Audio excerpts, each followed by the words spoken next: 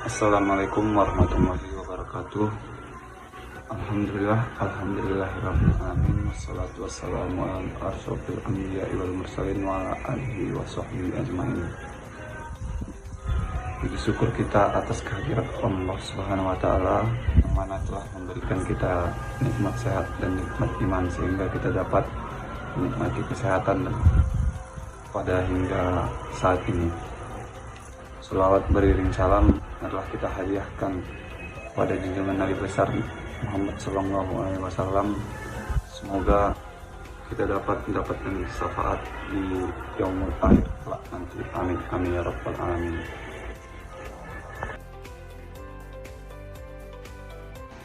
Di sini kami dari kelompok 1 atas nama dari Muhammad Al-Hafiz, Faiz Merampu, dan Sri Wahyuni. Ini kami akan menjelaskan tentang analisis fundamental. Apa itu analisis fundamental? Analisis fundamental adalah metode analisis yang menggunakan kekuatan fundamental suatu negara. Analisis ini untuk menghitung nilai intrinsik saham dengan menggunakan data keuangan perusahaan. Analisis ini menghitung nilai intrinsik nilai suatu saham dengan data fundamental, laporan keuangan perusahaan seperti pendapatan, dividen, risiko, dan lain-lain. Adapun yang selanjutnya jenis-jenis analisis fundamental. Ada 2 jenis analisis yang seperti kita ketahui, yaitu analisis kuantitatif dan analisis kualitatif.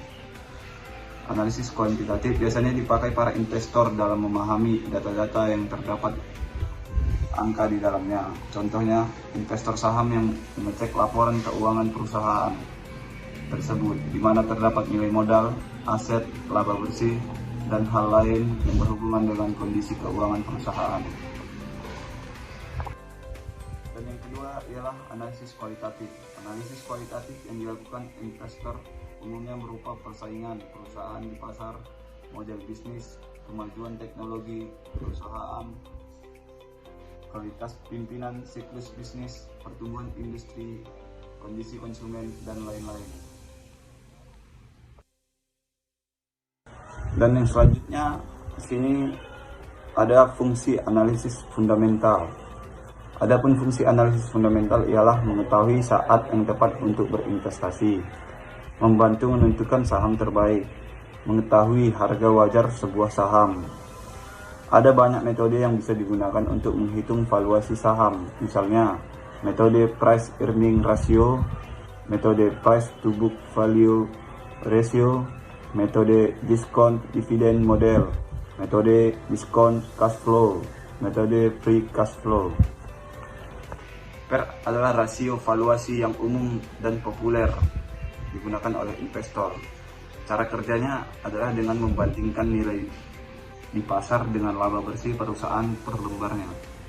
Dan yang kedua, price to book value adalah rasio yang digunakan untuk membandingkan harga saham terhadap nilai buku perusahaan. Metode ini yang lebih kecil dari 1 dapat mengindikasikan saham perusahaan adalah murah karena masih lebih rendah dari nilai buku. Dan dividen discount model ialah metode kuantitatif yang dipakai untuk memprediksi harga saham perusahaan. Metode ini memanfaatkan teori nilai harga saham saat ini sama dengan total jumlah pembayaran dividen di masa mendatang ketika diberikan kembali ke nilai saat ini.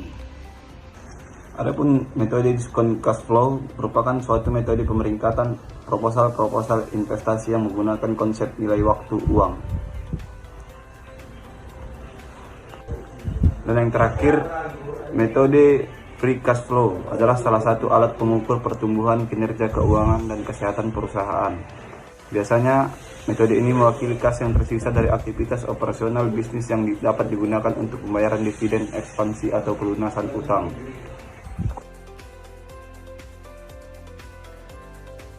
Baiklah, terima kasih. Sekian dari penjelasan analisis fundamental dari kelompok 1. Lebih dan kurang saya mohon maaf. Wabillahi taufiq wal hidayah. Assalamualaikum warahmatullahi wabarakatuh.